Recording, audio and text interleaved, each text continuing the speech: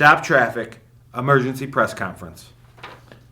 I've just found one of the most amazing documents ever. This is the handwritten mic setup for the tracking of Van Halen 2 by Peggy McCreary. Now, if you follow this channel, you might know that Peggy McCreary worked with Prince extensively, which we interviewed her in Studio 3. It was amazing. She's an awesome person, a great friend of ours.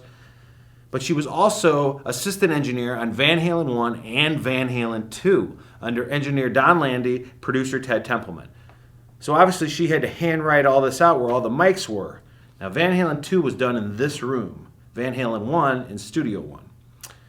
This is her handwritten notes for the mic setup of every instrument and exactly where everybody was standing for Van Halen 2. This is sick. So as you can see from this photo, this was all staged. And if you remember from my interview with Niels Lozauer, he even said that all the beer cans, this was all put together just for a photo shoot. The drums were actually right here. And what we find out here is they have Sennheiser 421s on the kicks, the toms. They have a Sony C37. It looks on the snare, it's a SM56. On the bottom, it's a 635. Now, if we move to the bass, we're going straight rock and roll here. This is SM56 direct into Michael Anthony's bass, and he would have been standing right over here.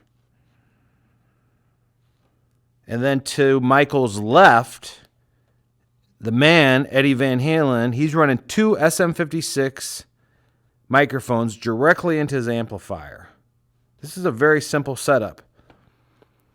Now, what's one of the most coolest things we find out from this is the vocal mic that was used for David Lee Roth was a Neumann U47 FET. Now, Prince used a Neumann U47, but he didn't use a FET. A FET's usually used for kick drums or bass. I believe Sting sometimes uses a FET for a vocal, but it's not the most common mic used for vocals. So this is very interesting to see this. And as you can see up top, Don Landy, engineer, Ted Templeman, producer. And from Ted Templeman's book, we know that he liked to look out from the recording console and he could see all four members.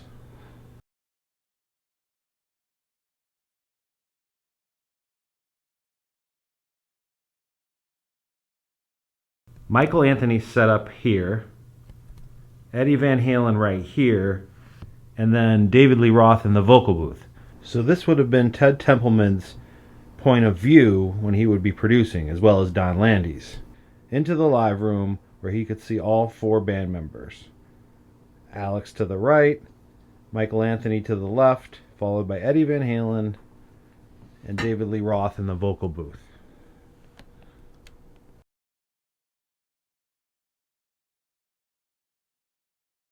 Now this is a Neve 8088, which is the current recording console in Studio 2 at Sunset Sound. In the days of Van Halen, we would have had an API console, Bushnell, which you can see here from this picture. Fun fact about this console, that Guns N' Roses' Appetite for Destruction was actually tracked on this board when it was at Rumbo Studios. We've had it since the mid-90s, though. This is such a fascinating document. I just found this in an old cabinet upstairs in our vault, and it's just astonishing. Wanted to share it with all the fans.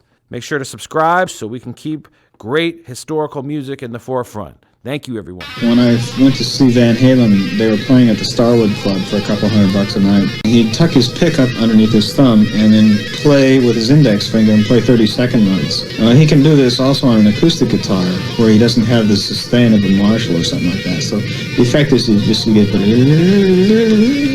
so he can play Bach or anything like that. And he's far and away the master of it, and he's developing a new technique. And that's one of the reasons I signed Van Halen.